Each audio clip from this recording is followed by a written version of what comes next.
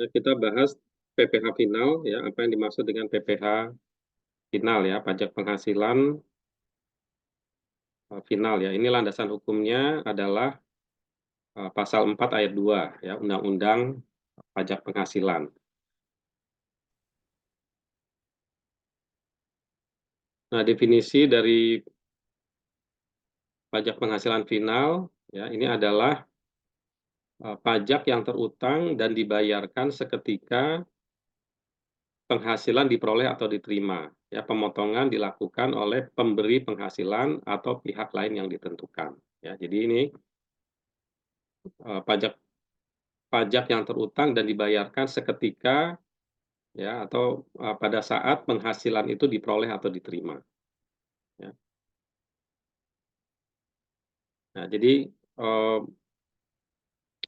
kewajiban perpajakan ya dalam hal eh, eh, pajak penghasilannya itu dianggap sudah selesai ya atau sudah selesai ya. Nah, ini adalah yang dimaksud dengan PPh final. Jadi pada saat dibayarkan. Nah, berbeda dengan pajak sebelumnya yang sudah kita bahas ya, PPh 21, PPh 22, PPh 23, ya, PPh 24 ya. Nah, itu meskipun pada saat menerima penghasilan itu dipotong, ya, dipotong dengan pajak penghasilan, ya, mungkin masih ingat ya, misalnya PPh 23 kemarin dipotong katakanlah jasa misalnya 2%. Nah, maka kewajiban perpajakan ya atas penghasilan dari atas dari pendapatan tersebut ya, itu belum selesai, gitu ya, belum selesai. Tapi kalau di PPh final ini pada saat dibayar dibayarkan penghasilan, kemudian dipotong pajak oleh yang memberikan penghasilan ya, di sini ya, pemotongan pajak ya, ini dilakukan oleh pemberi penghasilan, artinya orang yang membayarkan, ya. Nah, itu pada saat itu jumlah pajaknya sudah selesai, ya, jumlah kewajiban pajaknya sudah selesai.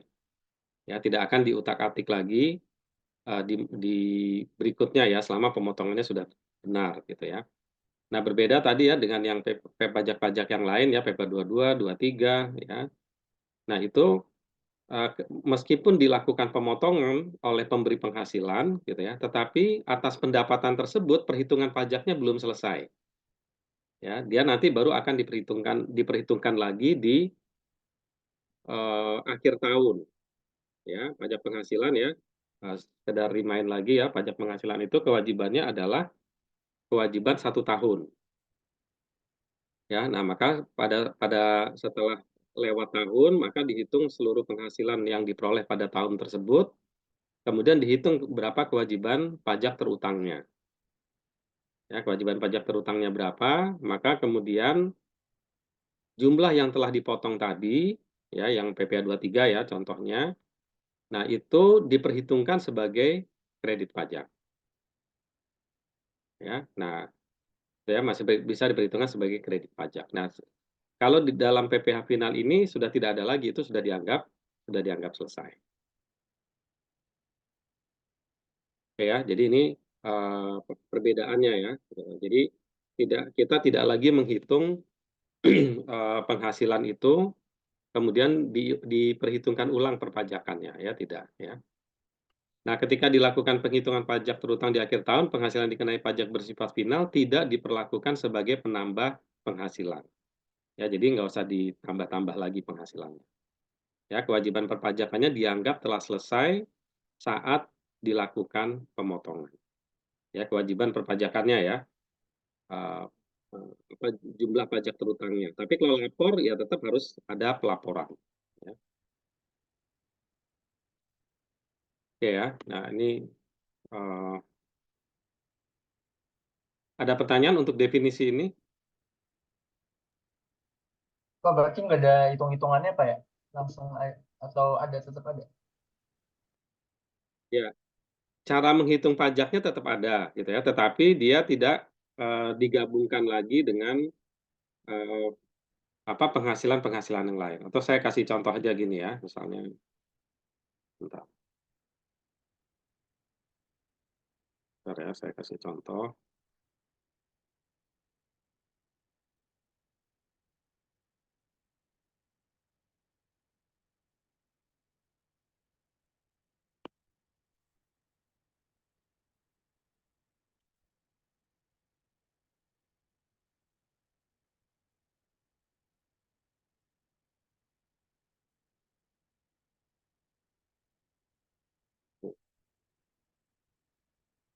Ya, jadi ini misalnya ini PT X gitu ya. Nah, ini PT X ya, misalnya dia memperoleh penghasilan ya, gitu ya, misalnya memperoleh penghasilan pendapatannya ya, pendapatan perusahaan ini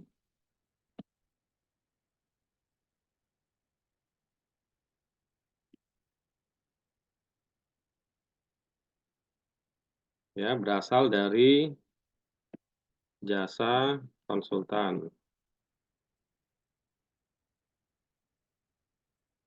ya, katakanlah pendapatannya 100 juta.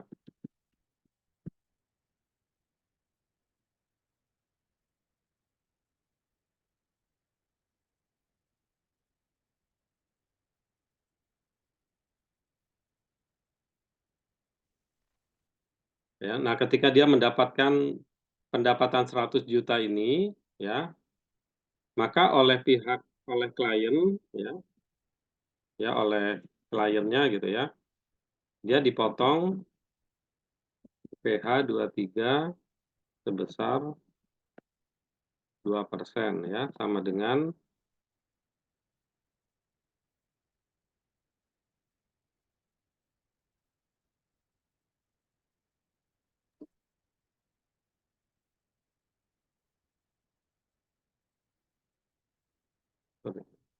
2 juta ya.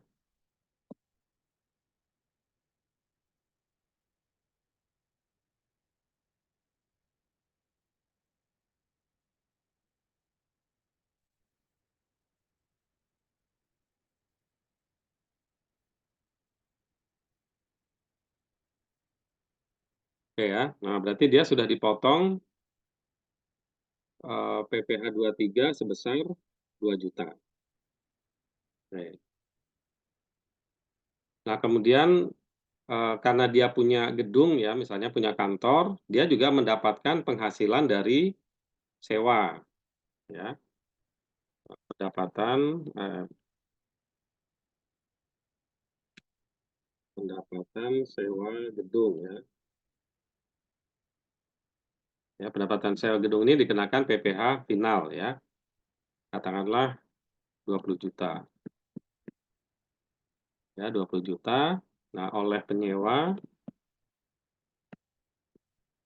dipotong PPh pasal 4 ayat 2 sebesar 10%, ya, sama dengan 2 juta.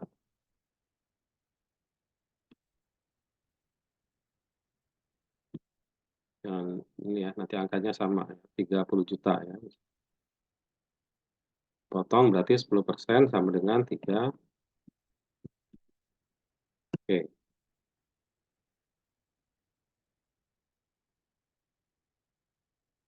Oke ya. Nah, jadi ini contohnya PTX ya, dia punya pendapatan ya, karena dia perusahaan konsultan, dia mendapatkan katakanlah jasa konsultan sebesar 100 juta, sudah dipotong PPh 23 2%. Ya. Kemudian karena dia punya gedung, gedungnya masih ada space, terus disewakan kepada orang lain, dia mendapatkan penghasilan, ya kan? Kemudian dia dipotong 10% ya, jadi 3 juta. Nah, maka pendapatan sewa gedung ini final, ya dikenakan PPh final, ya artinya ketika dihitung PPh final, ya maka ketika PTX ya eh, perhitungan pajak tahunan ya, perhitungan pajak tahunan, ya maka pendapatannya hanya dari jasa konsultan saja, gitu ya. Jadi hanya dari yang dihitung ya, yang dihitung pajaknya itu hanyalah yang dari jasa jasa konsultan. Ya, 100 juta ya. Ya, 100 juta ya, katakanlah ini dapat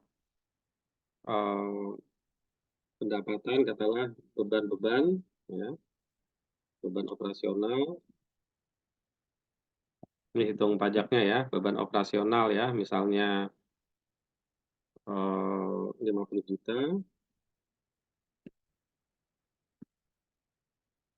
berarti dia laba 50 juta. Ya, laba 50 juta, ya, PPh badan 11%, ya, 50% kali 22%, ya, dengan 11%.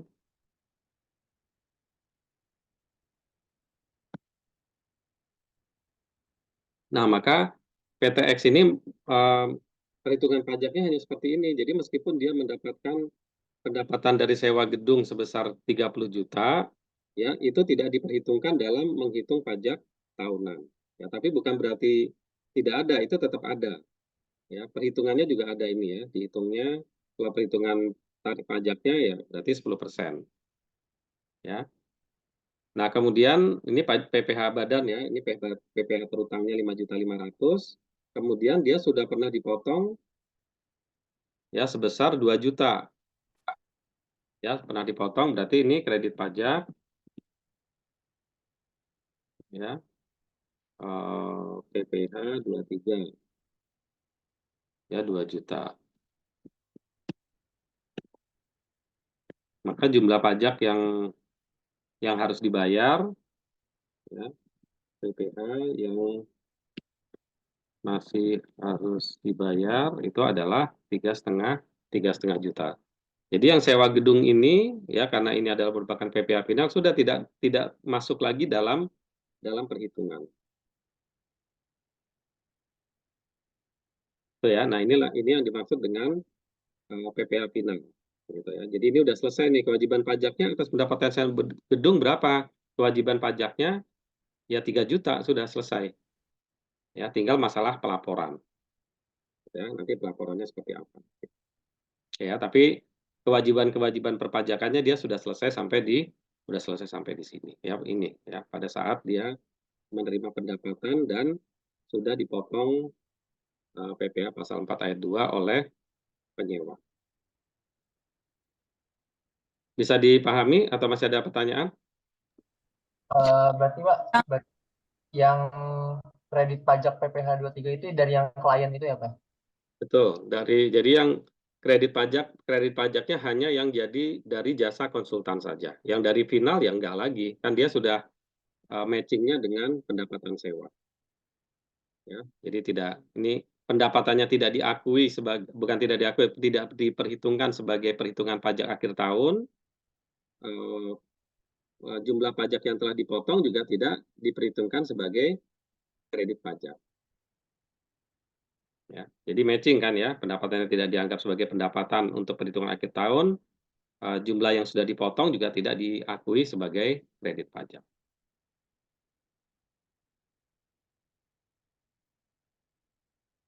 Oke ya. Ya, yang 50% sama 20 kali 22% sama dengan 11% itu dari soal Pak atau emang udah ketentuannya? Ya, tarif pajak pasal berapa? Ada yang masih ingat? Ya, tarif pajak pasal 26 31. Pak, 26. Ya, ya. Ya, tarif pajak pasal 31E ya. Ya, jadi tarif pajak PPh badan ya itu ada di pasal 31E dan pasal 17. Ya, ini jadi selalu merujuknya ke sini ya. Ini saya nggak menjelaskan lagi karena memang ini kan sudah kita pelajari di sebelumnya ya yang di PPh umum. Ya. Nah, cara perhitungan kenapa 50% tarif pajak di pasal 17 itu berapa? Ya, tarif pajak pasal 17 untuk PPh badan 60. ya berapa? Adalah 22%. Ya. Kenapa di sini jadi 50%? Ya, karena ada tarif pasal 31E. Ya, untuk PPh badan. Ya. apa bunyinya bagaimana? Pasal 31E.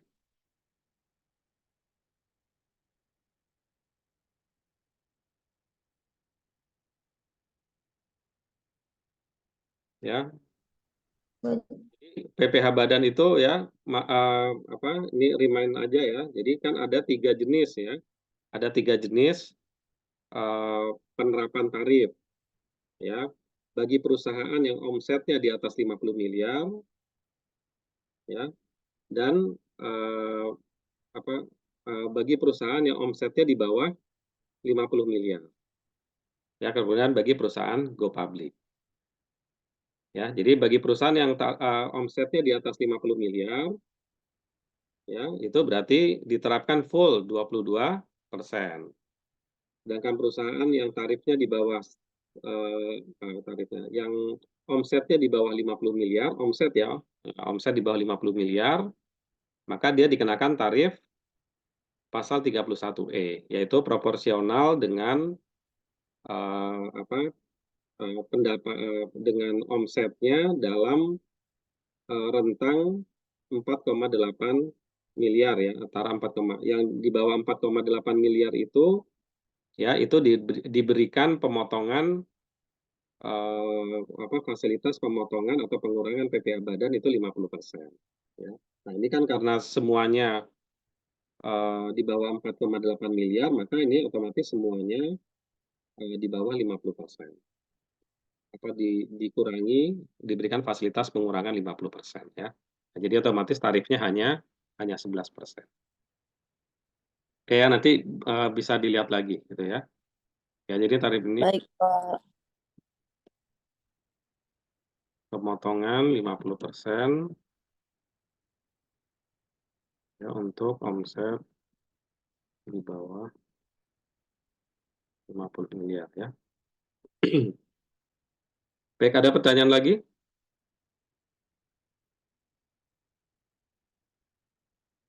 Ya, kalau nggak ada kita ke slide ya.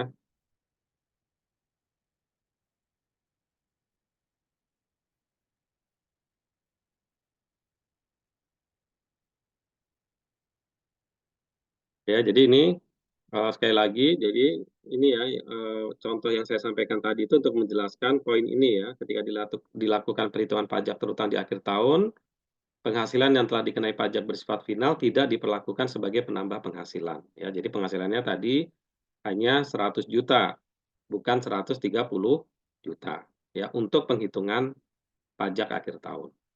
Ya.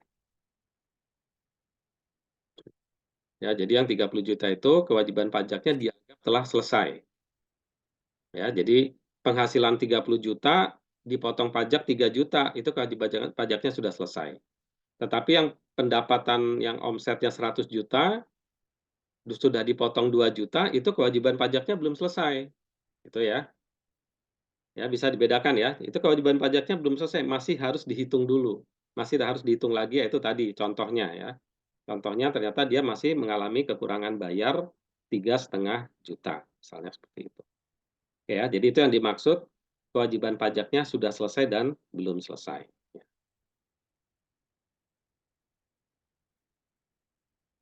Nah, beberapa pertimbangan ya, kenapa dilakukan pengenaan PPh final ya, karena sebenarnya pengenaan PPh final ini menyimpang gitu ya, menyimpang dari karakter penghasilan gitu ya. Jadi kalau misalnya kita di dalam teori perpajakan ya, dalam teori perpajakan itu kan orang dikenakan pajak karena punya penghasilan. Sehingga kalau dia rugi dia tidak dikenakan pajak.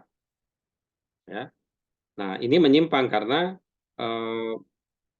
dikenakan pajak dan bersifat final ya. Nah, itu pengenaan pajak bersifat final ini dianggap agak menyimpang lah ya dari teori perpajakan pajak penghasilan ya, karena bisa saja dia punya penghasilan tadi ya, misalnya jasa persewaan, tapi ternyata dia mengeluarkan biaya-biaya yang banyak ya, sehingga rugi dia dia dapat pendapatan 30 juta tetapi dia harus mengeluarkan biaya misalnya untuk perawatan gedung dan sebagainya misalnya 30 juta juga, sehingga kan dia nggak dapat untung. Kalau tidak dapat untung seharusnya dia tidak perlu dikenakan tidak dikenakan pajak.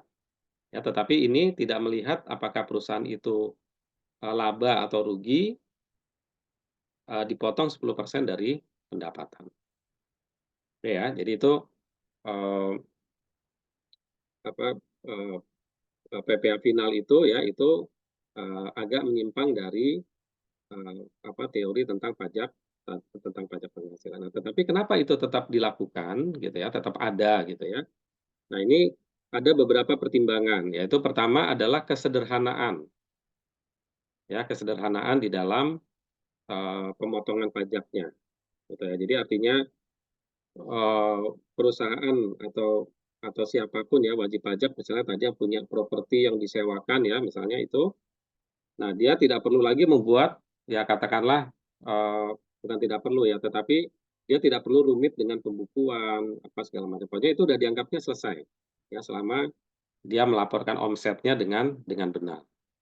Ya, jadi kesederhanaan di dalam pemotongan. Kemudian ada pengurangan beban administratif. Nah, ini tadi ya.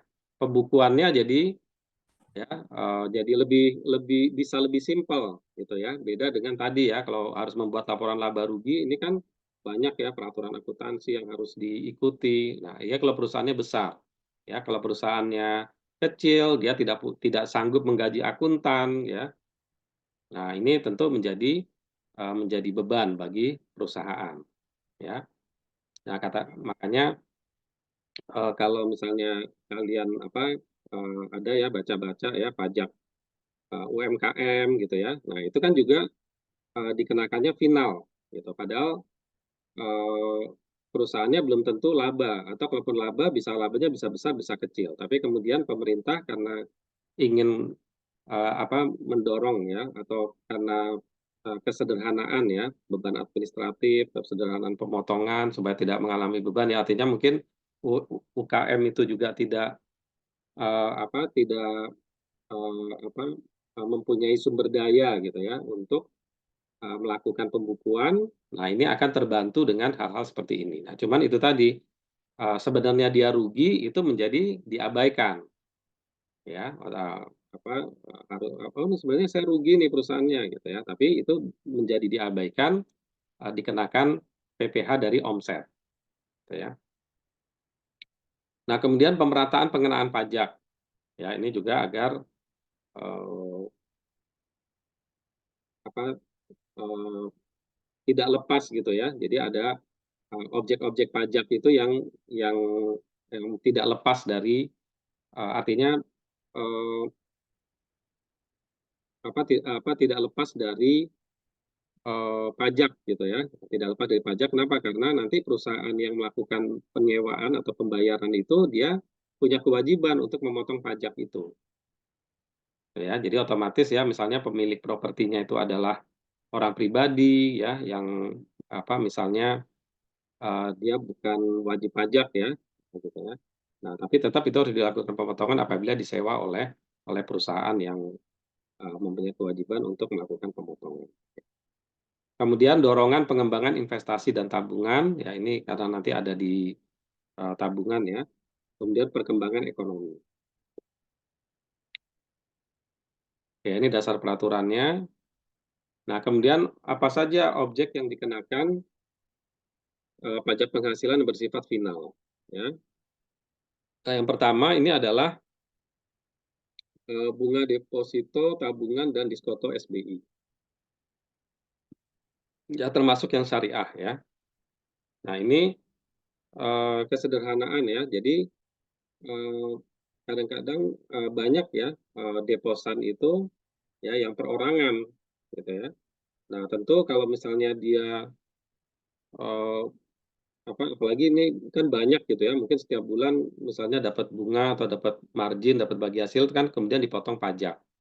Nah, ini jumlahnya bisa jadi sangat banyak ya kalau dia punya beberapa rekening gitu ya. Misalnya ini kan harus bagaimana dia melakukan perhitungan pajaknya gitu ya.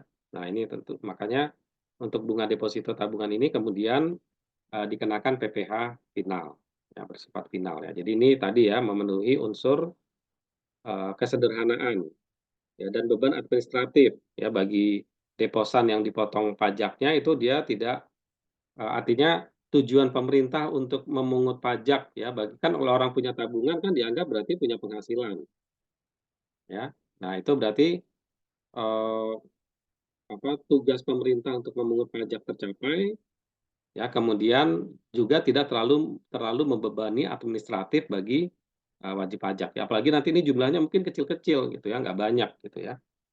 Maksudnya jumlahnya ya, jumlah nominalnya ya, jumlah nominalnya. Jadi tidak terlalu besar ya. Misalnya kita punya tabungan 2 juta, 3 juta gitu ya. Mungkin dapat bunganya cuma berapa ya? Cuma berapa puluh ribu, nanti dipotong pajak berapa ribu atau berapa ratus gitu ya. Nah, ini kan jumlahnya sangat banyak. Sangat kecil tapi volumenya banyak gitu ya, tapi nominalnya kecil. Nah, ini jadi masalah tadi ya, kesederhanaan.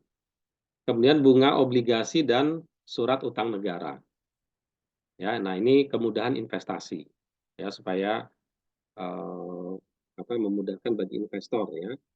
Kemudian koperasi, nah apalagi koperasi ya, sifatnya lebih ke rakyat gitu ya. Nah ini kemudian hadiah undian, ini juga sama ya, hadiah undian ini untuk kemudahan. Kemudian juga adalah transaksi saham dan sekuritas ya. Jadi kalau kita bertransaksi di bursa efek ya, nah itu ketika kita melakukan penjualan ya, ketika kita jual gitu ya, kita lepas ya saham yang kita miliki itu nanti akan dipotong PPh final. Ya, jumlahnya kecil gitu ya, jumlahnya kecil. Nah, ini dikenakan PPh final. Kemudian pengalihan penyertaan modal oleh perusahaan modal ventura. Oke ya, ini proses bisnis ya di modal ventura. Kemudian pengalihan hak atas tanah dan bangunan. Nah, ini yang saya contohkan tadi ya, pengalihan hak itu sewa, maaf, ini pengalihan hak yang menjual ya. Yang ini yang sewa ya, persewaan tanah dan bangunan. Nah, jadi berkaitan dengan properti, baik itu dijual maupun disewakan, maka itu dikenakan pajak penghasilan yang bersifat final. Ya. Kemudian usaha jasa konstruksi dan real estate. Ya, usaha konstruksi ya, kontraktor. Ya. Kerjaan kontraktor itu juga dikenakan PPh final. Ya, apalagi kalau kontraktor ya, kontraktor kadang-kadang uh, sulit ya, sulit menentukan uh, marginnya ya, margin labanya atau gross profitnya ya, atau profitnya. Atau kadang-kadang dia masih lewat masa gitu ya. Kalau konstruksi kan misalnya membangun jembatan itu nggak setahun selesai, harus 2 tahun, atau membangun gedung gitu ya, butuh waktu 2 tahun. Nah, itu bagaimana menghitungnya. Nah, ketika dikenakan PPh final ini menjadi lebih sederhana. Ya, pokoknya dia dilakukan omsetnya berapa, dilakukan pembayaran berapa oleh pemilik konstruksinya, ya maka dari situlah dia dipotong dengan PPh final ya. Ada yang 3%, ada yang 4% gitu ya.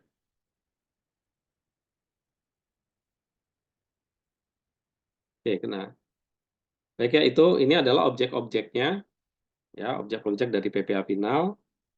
Kemudian ya, pelakuan perpajakan bagi bunga dan hadiah. Nah, ini tadi yang di sini ya. Nah, di sini ada hadiah ya, ada hadiah undian. Nah, hadiah itu jadi ada yang dikenakan ya, ada yang dikenakan PPh 21, ada yang dikenakan PPh 23, ada yang final.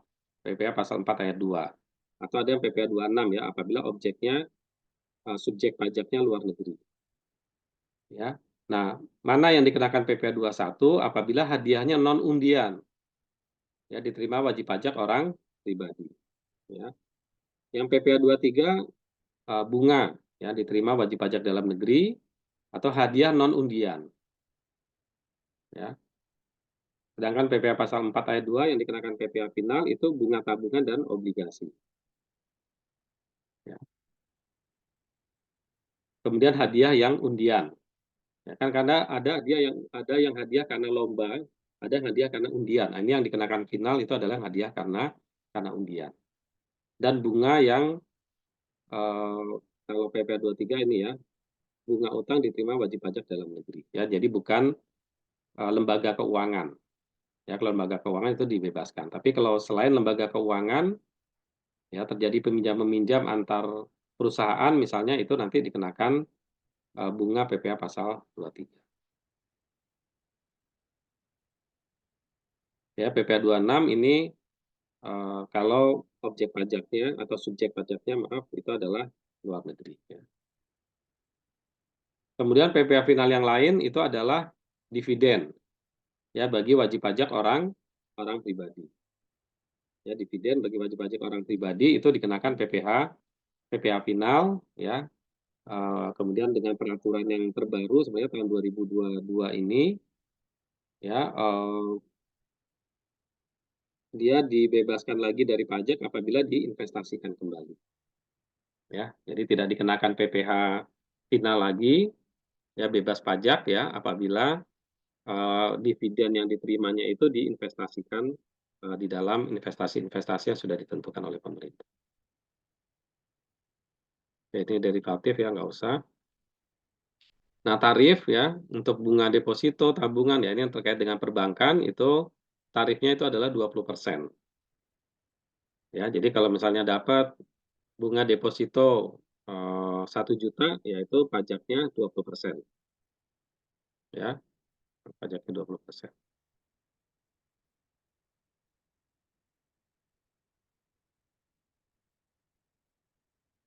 Oke, ini saya kira ini teknis pelaporan. Nah, yang dikecualikan dari objek pemotongan ya untuk bunga deposito dan tabungan itu adalah bunga dan diskonto atau deposito tabungan dan SBI yang lebih kecil atau di bawah sama dengan 7,5 juta ya nilai tabungannya ya apa nilai nilai objeknya apa nilai tabungannya ya nilai tabungan atau nilai depositonya 7,5 juta ya.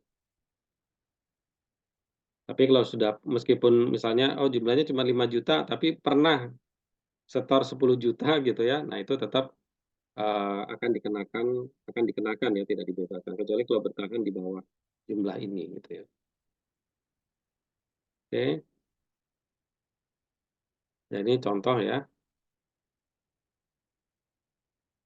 Ya, sekarang ini contoh aja ya kalau bunga 77% ya. Jadi punya produk deposito bunganya 7% per tahun ya, per annum. Ya, produk B kemudian 7,5% dan seterusnya ya. Ini jika rata-rata tertimbang deposito nasabah bernilai 87.500.000 dan proporsinya masing-masing 40, 50, 10 ya. Ini saya kira ini matematis saja ya cara perhitungannya. Berapa yang dikenakan PPh final. Ya, intinya hitung aja bunganya berapa. Ya, kemudian bunganya dikali dengan 20%. Ya. Kemudian obligasi dan surat utang negara. Ya, cakupannya adalah obligasi negara, surat pemberian negara, dan surat utang bertempo di atas 12 bulan.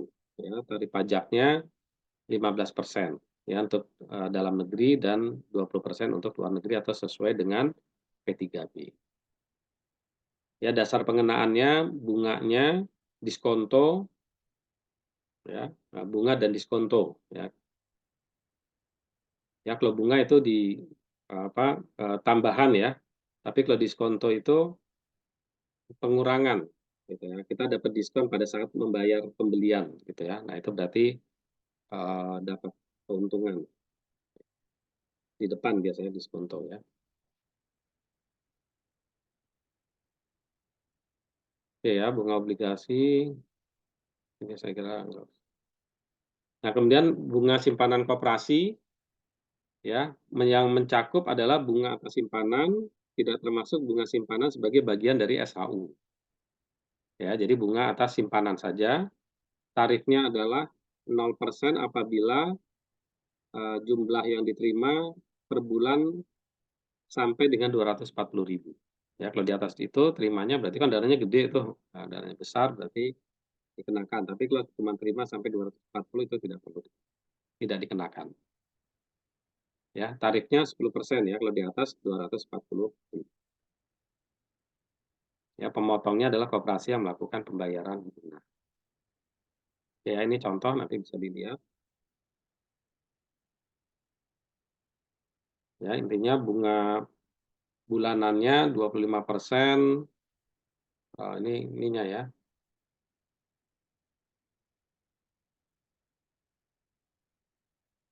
Ya, ya, ini teknis perhitungannya saja ya. Nah, intinya ini tarifnya bunganya 8%. Ya, dikali aja dengan 8%. Ini rata-rata jumlah tabungan ya. Ini rata-rata jumlah tabungan.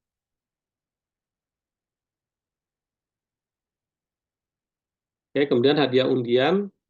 Hadiah diberikan melalui cara undian.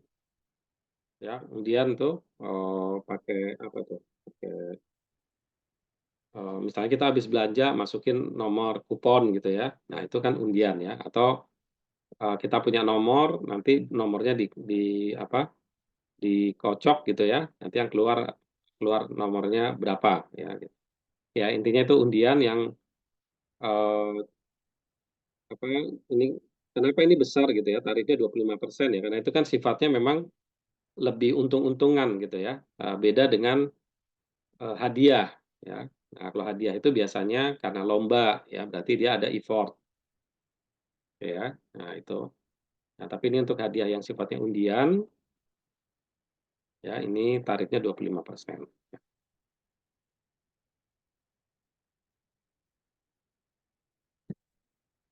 Oke ya, ini masalah pembuatan bukti potong ya, berkaitan dengan jumlah.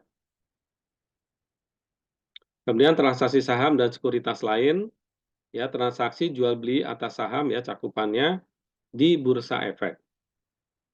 Ya, jadi jual beli saham yang dilakukan di Bursa Efek Indonesia. Ya, kalau jual beli sahamnya di luar itu nggak ada ya, pemotongan ini tidak ada ya. Pemotongan PPh finalnya nggak ada. Ya, jadi ini hanya yang dilakukan oleh transaksi jual beli saham di Bursa Efek. Tarifnya berapa? 0,1% dari jumlah bruto transaksi. Ya, jadi jumlah bruto transaksi. Jadi misalnya, oh ini ada saham kita dijual 100 juta, ya udah dipotong ya oleh nanti perusahaan sekuritas yang menangani transaksi itu, nanti dia akan memotong 0,1% dari 100 juta.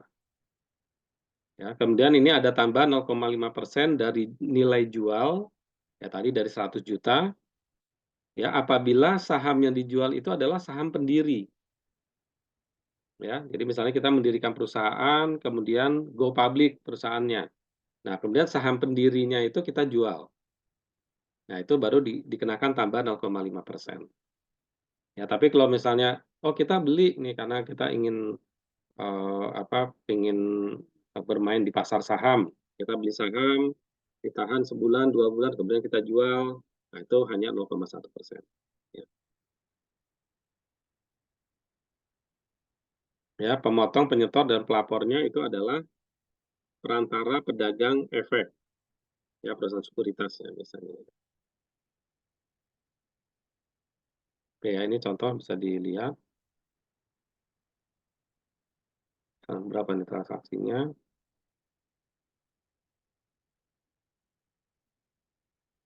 3 lot. Ya,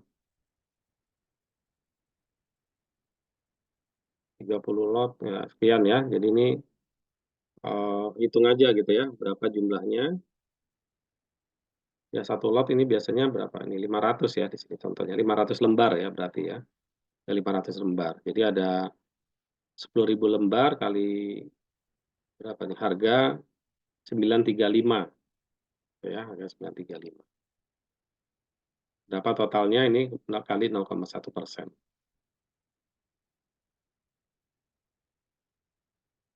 Ya, kemudian pengalihan penyertaan modal oleh perusahaan modal Ventura, cakupannya penghasilan perusahaan modal Ventura dari transaksi penjualan saham atau pengalihan penyertaan modal pada perusahaan pasangan usahanya. Ya, jadi modal Ventura itu kan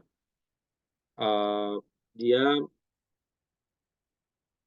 sebagai pemegang saham ya di perusahaan yang dibiayai. Nah, nanti setelah berapa tahun ya, misalnya 5 tahun, ya perjanjiannya saham itu nanti dialihkan ke perusahaan itu, ya pemegang saham perusahaan itu. Nah, pengalihannya itu, ya keuntungan dari pengalihannya itulah yang dikenakan, eee, ya karena dia mendapatkan untungnya dari sana, gitu ya, mendapatkan untungnya kan dulu misalnya perusahaannya masih, kecil, kemudian disuntikan modal dengan cara modal ventura, ya kemudian nilai perusahaannya meningkat, gitu ya, nilai perusahaannya meningkat, ya maka kemudian, si modal ventura ini mendapatkan keuntungan, ya atas keuntungannya itu, ya dulu dia store modal misalnya 10 miliar, setelah 5 tahun, eee, balik 15 miliar, maka atas 5 miliarnya itu dikenakan, eee, pajak atas, eee, ini ya, pengalihan ya, pengalihan. Oke, 0,1% ya tarifnya. Pengalihan hak tanah dan bangunan, ya ini pengertian pengalihan itu ya, bisa penjualan, bisa tukar-menukar, pemindahan hak, pelepasan hak, ya, penyerahan hak, hibah, dan cara-cara lain, ya. Bentuk pengalihan yang lain misalnya ada warisan, ada sewa dengan hak opsi, ya dan seterusnya ya. Ya ini juga ada penggabungan, peleburan, pemekaran ya. Nah ini biasanya yang seperti ini nanti pengalihannya ada beberapa fasilitas ya seperti warisan gitu ya. Warisan itu, pengalihan haknya itu dibebaskan dari PPh ya, sewa hak opsi atau ini juga nih penggabungan dan peleburan ya itu nanti, eee, ya mungkin ada fasilitas pajak tertentu lah ya. Ya pengalihan hak tanah ini tarifnya adalah 2,5% dari nilai bruto pengalihan, ya kalau dia penjualan berarti nilai jualnya berapa, ya itu berarti tarifnya 2,5%, ya. Nah tapi angka pengalihan itu tidak boleh, bukan angka pengalihannya ya, pengenaan pajaknya ya, jadi kalau kalau apabila pengalihannya itu lebih rendah dari NJOP, ya nilai jual objek pajak ya, ini untuk pajak PBB-nya, nah maka pajaknya itu minimal sebesar NJOP. Jadi kalau misalnya nilai NJOP, dari nilai NJOP harga per meter tanahnya ya misalnya 1 juta, nah dia transaksi 900.000 per meter. Nah maka pajaknya harus dihitung dari 1 juta NJOP. Tapi kalau misalnya, dijual dengan harga 1,5 juta, ya pajaknya 2,5% dari 1,5 juta, ya. Jadi tidak boleh lebih rendah dari NJOP. Transaksinya boleh saja gitu ya. Transaksi lebih rendah dari nilai NJOP boleh saja, tetapi pajaknya, PPh pengalihannya yang finalnya ini harus minimal sebesar NJOP.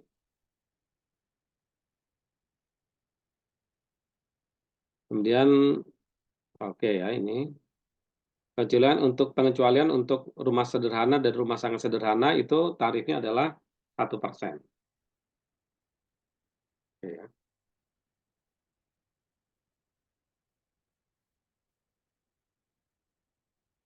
Ya kemudian ini ada pengurangan ya. Jadi kalau misalnya dijual 100 juta, pengurangan dulu 60 juta. Nah maka nanti yang dikenakan PPh itu hanya 40 juta. Gitu ya. Jadi ini ada pengurang lah ya, ada pengurangan.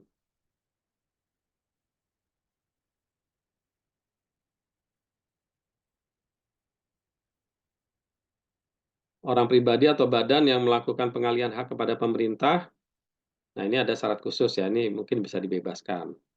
Kemudian orang pribadi yang mengalihkan hak melalui hibah kepada keluarga saudara ya dalam garis keturunan lurus dan sederajat ya, ini yang dikecualikan ya, gitu ya, yang dikecualikan. Jadi kalau hibah kepada, keluarga saudara dalam garis keturunan lurus 1 derajat ya. Jadi hibah hibah ke orang tua atau hibah ke anak, ya itu bebas ya, dikecualikan dari pemotongan PPh. Objek pajak atau badan yang pengalihannya melalui, hak pengalihan hak melalui hibah kepada badan keagamaan, badan pendidikan, badan sosial termasuk yayasan, koperasi, dan orang pribadi yang menjalankan UMKM ya, ini juga dibebaskan. pengalihan melalui waris, nah ini tadi saya sudah sampaikan waris ya dikecualikan. Kemudian juga orang pribadi atau badan yang tidak termasuk subjek pajak. Oke, pemotongnya adalah bendaharawan ya.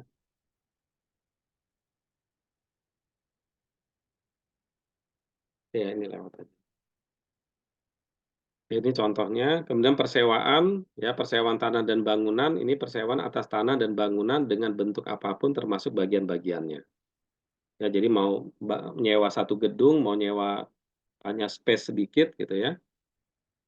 Gitu ya, misalnya punya toko, ruko, misalnya kemudian hanya emperan di depannya yang disewakan. Nah, itu juga termasuk sewa atas tanah dan atau bangunan. Ya. Nah, tarifnya adalah 10% ya dari nilai kontrak ya, atau dari harga sewanya. Ya, dipotong oleh penyewa atau disetor sendiri oleh yang menyewakan. Ya, jadi ini kalau misalnya dipotong oleh penyewa, jadi yang penyewa itu berarti yang bayar ya. Ini saya sewa, saya bayar 100 juta, ya saya potong pajak 10%. Jadi saya hanya bayar 90 juta. Atau disetor sendiri oleh yang menyewakan. Ya, 100 juta dibayar penuh, nanti pemilik lahannya itu setor sendiri yang 10 juta. Ya, ini disetor sendiri oleh yang menyewakan. Kenapa? Karena bisa jadi penyewanya itu bukan pemotong pajak. Ya.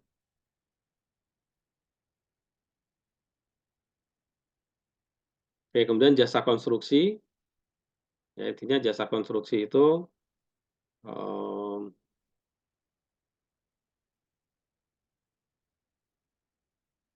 ya jasa konstruksi ini kontraktor ya. Nah ini kontraktor ya, nanti ini bisa dipelajari ya. Ini juga ada peraturan yang terbaru sebenarnya untuk yang tahun 2022 ya. Hanya pengkategoriannya aja, pengelompokan mana yang kena tarif 4%, 3%, 6% gitu ya.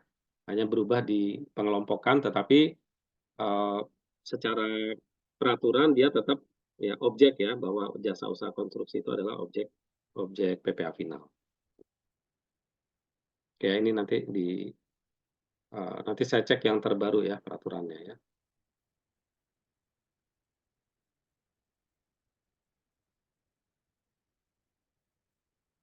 Ya, kemudian dividen, ya dividen bagi wajib pajak orang pribadi ini juga 10%. Kemudian juga ada peraturan yang terbaru, dia tidak dikenakan 10% selama itu nanti diinvestasikan lagi ke usaha di dalam negeri. Ya, misalnya di deposito di tabungan pemerintah gitu ya, atau di sukuk atau obligasi, atau di setoran saham untuk PT dalam negeri.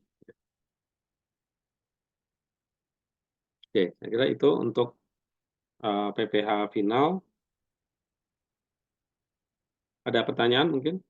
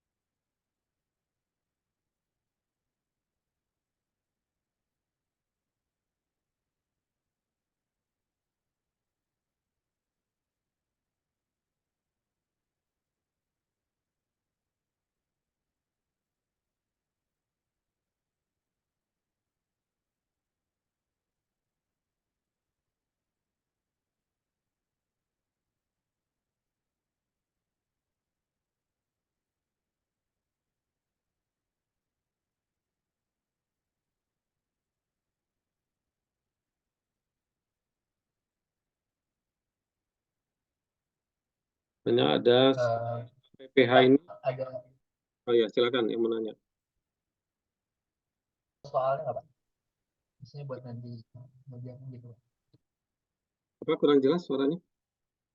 Ada contoh soalnya nggak Pak? Misalnya buat nanti kita belajar gitu. Iya, nanti saya kasih contoh soalnya. Tadi kan di slide juga sebenarnya sudah ada ya, tapi itu mungkin agak nanti yang lebih sederhana lah, ya, lebih sederhana.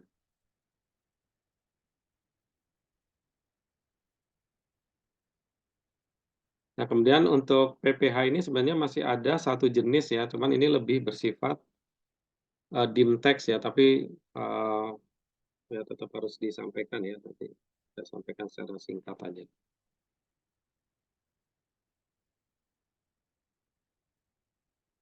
Ini ada, PPh pasal 15 ya, PPh pasal 15.